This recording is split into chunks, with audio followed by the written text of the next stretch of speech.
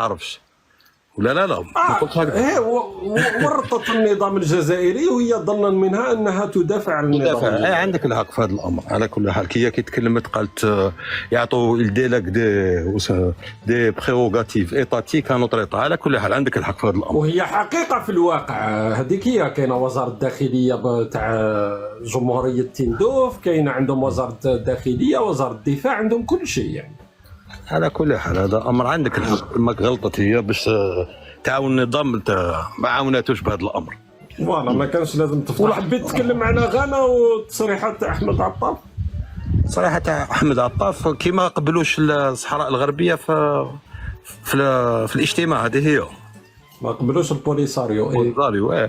على كل حال شوف صافي كيما موالف انت تتكلم، صافي 4 سنين الولايات المتحده الامريكيه اعترفت بالبوليساريو وما تبدلت حتى حاجه. شوف كاين دائما اجتماع في مجلس الامن يديروا في اكتوبر، على بالك اكتوبر من كل سنه يعاودوا نفس القرار. يقال لازم قرار، لازم حل مقبول من الطرفين. فهمت؟ خاطر هذه القضيه دوك نفهمك وعلاه. خاطر المغرب ماشي قوه اقتصاديه كبيره باش العالم ولا البلدان الاخرى يحوسوا على هذه القضيه، وما كاش حرب. تسمى مثلا منذ سنتين يبان لي واحد الدوله اسمها اسبانيا، بالك بالنسبه لك دوله اصغر من الجزائر الله اعلم، اللي هي المستعمر التاريخي في المنطقه، اعترفت يعني تساند حل مقبول من الطرفين. لا ماشي حل مقبول من الطرفين، عاودها تراش حل مقبول. ماشي هذاك القرار 27/03 ولا 05 اللي داروه لا موقف الحكومه الاسبانيه اللي بسببه النظام الجزائري قطع اوقف العمل باتفاقيه الصداقه مع اسبانيا في 2022. واش دارت اسبانيا باش النظام الجزائري اتخذ ذلك الموقف؟ قبول حل مقبول من الطرفين ولا لا لا لا لا. حبيت تكلمنا على الاوتونومي كي مادام على بالك علاش قاعد تقول الحل مقبول من الطرفين؟ على اساس انا المتحدث معك ما على باليش الموقف الاسباني. لا ماشي خاطش القرار الاممي مازال ما فصلوش فيه. هو صح هو شكون حكى لك على القرار الاممي؟ قاعد نحكي لك على دوله اسبانيا. دوله اسبانيا اعترفت باللي الحل المغربي هو الاولى. قلت لنا منذ 4 سنين القضيه ماشيه في نفس الاطار، ما تبدل ولا شيء. انا نهضر مع على الامم المتحده. انا هو الحاجه اللي تهم ماشي حنا في الامم المتحده باش يكون اعتراف دولي، باش يكون اعتراف دولي من الامم المتحده لازم تجوز على مجلس الامن. موقف اسبانيا مهم ولا ماشي مهم؟ مهم، وموقف الولايات المتحده مهم، مي ما كانش موقف تاع جميع البلدان تاع المجلس الامن. لا ما كانش موقف تاع ما هو اهم موقف بالنسبه لقضيه الصحراء تاع مجلس الامن؟ دوك نقول لك وهذا كي يكون اعتراف دول ما هو موقف الدوله اللي عندها اكبر تاثير في هذه القضيه لو كان نهزو تاريخيا؟ على كل حال انا من الراي ديالي وبالك انا غلط، كي يكون عندك اعتراف دولي من الامم المتحده من لونو في هذاك الامر. ما بديت لنا مع الاول باللي ما تبدل والو في 4 سنوات، دركا حددنا بانه الموقف الاسباني اللي هو قاعد نعاود لك في السؤال، لان الموقف الاسباني هو الاهم، لان اسبانيا هي المستعمر التاريخي في المنطقه. على كل حال دونك اسبانيا غيرت موقفها. فرنسا واش دارت منذ اسابيع قليله؟ بعثت وزير. واش قال الوزير هذا؟ قال نساهموا شويه في التجاره صح ولا لا؟ انا بالك راني حاس بك حاب تنقص مي ما مانيش نقص. واش راك تقول؟ راني نجاوبك ما نكذبش. جاوب وزير. لا قول لي وزير الصناعه. وزير الصناعه على كل حال عندك المعلومه، عندك الوزير هذاك وزير الاول الكوميرس اكستيريور سي مينيستر، بعدا راح برونو لو مير تاع الفينونس. مي دوك تو فاسون الغوفرنمون هذاك راح. واش هو القرار اللي تحدث عليه برونو لو مير؟ قال لك يفون انفيستير في لابارتي صحراويت، هم رايحين يديروا الاستثمارات. هذا هي في الداخله في الاراضي المحتله. سبحان الله، فرنسا هادو مهابل هادو يروحوا يستثمروا في اراضي محتله، لا حول ولا قوه الا بالله. على كل حال بصح فرنسا على ما يديروش اعتراف كيما اسبانيا؟ على بالك بلي كاين مصالح مع الجزائر شغل ماشي ممكن هاد ما يديروش اعتراف كما اسبانيا فرنسا. اعتراف ديريكت كما داروا شو اسبانيا. هو موقف هذه بالك ما عندكش المعلومه برك، شو هو موقف فرنسا من قضيه الصحراء؟ الامم المتحده مازالوا في مجلس الامن، القضيه كما يتكلموا في مجلس الامن. من هي اول دوله دعمت مبادره الحكم الذاتي المغربيه؟ هذه ما عنديش معلومه، بالك من قبل انا ما من قبل فرنسا. 2007 فرنسا اول فرنسا وجدد الكلام هذا تكلم عليه، لهذا قلت لك الموقف الاسباني راهي فرنسا اللي التحقت بالموقف الفرنسي ماشي العكس.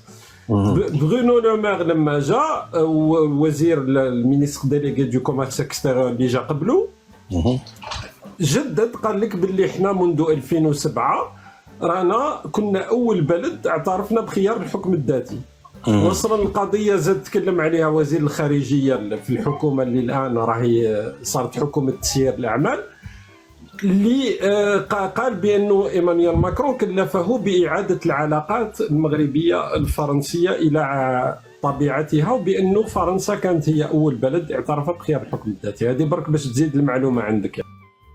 الاعتراف الدولي في الامم المتحده هو الاساسي. نقول لك وعلاه كي يكون اعتراف بلي هاد الجهه تابعه لك، تولي تابعه للمغرب وبلوطونومي بالحكم الذاتي. تما كي تكون يدخلوا ناس بالسلاح ولا يعتبر ارهابيين ولا فهمت في النظام الدولي يقدروا يشتكيو. دوكا مازال ما كانش الاعتراف هذا الدولي في الامم المتحده وانت راك معايا. انت سكي دركا راك وصلت للواقع تاع الان، انه القضيه بقات قضيه تقنيه. انت راك تاكد في الكلام اللي راني نقول فيه انا.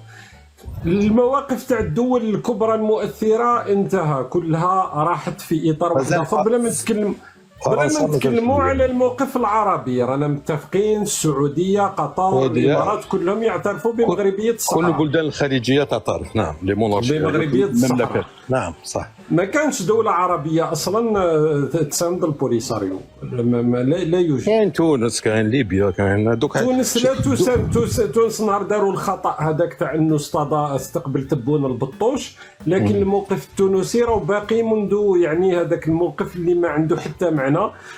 ما تبدلش. ولو انه في مرحله برك موريتانيا تقدر تقولي على موريتانيا. شوف نتكلموا على البلدان تاع المغرب العربي الكبير اللي جاوا راح نكونوا على المغرب العربي الكبير. موريتانيا مخليه نفس المسافه. ليبيا ما كاش اعتراف، تونس ما كاش اعتراف، الجزائر ما كاش اعتراف. والدول الاهم على كل حال في الجامعه العربيه هي السعوديه الامارات، ماهيش موريتانيا على كل حال. دول محاذيه جغرافيا، محاذيه جغرافيا هي دول المغرب العربي الكبير، وما عندهاش موقف مساند مباشره. يعني ما بقاش في العالم الان، بقات جنوب افريقيا فقط. لو كان تاخذ يعني دوله عندها تاثير واهميه، بقى الموقف تاع جنوب افريقيا وفقط وبس. دوك يتكلم على دركا احنا نخليو هذا جانبا. درك احنا كجزائريين الماده 14 من الدستور اللي كنت نقرا فيها، سمعتني لما قريتها ولا نعاود نقراها عليك؟ نسمع بها، نسمع تاع نفهم الموضوع. ما سمعتش زيد قولها نقراها لك بالضبط. انا بعد مانيش حافظها صراحه، حرفيا مانيش حافظها.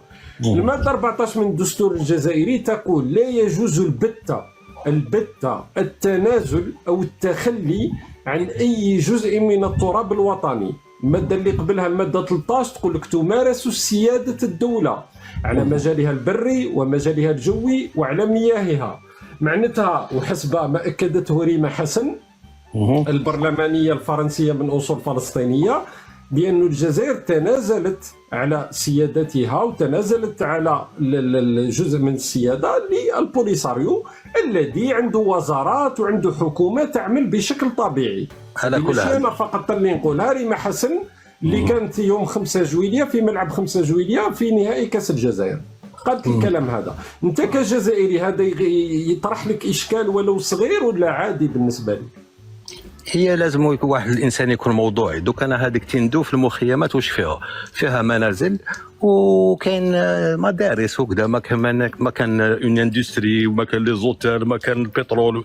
على كل حال هما يزون ديليغي لا جيستيون ان انتيريور. كاينه وزاره، ما يقلقكش انه كاينه وزاره الدفاع يعني الجيش وزاره الدفاع لتحرير المناطق المحتله لا، من المغرب.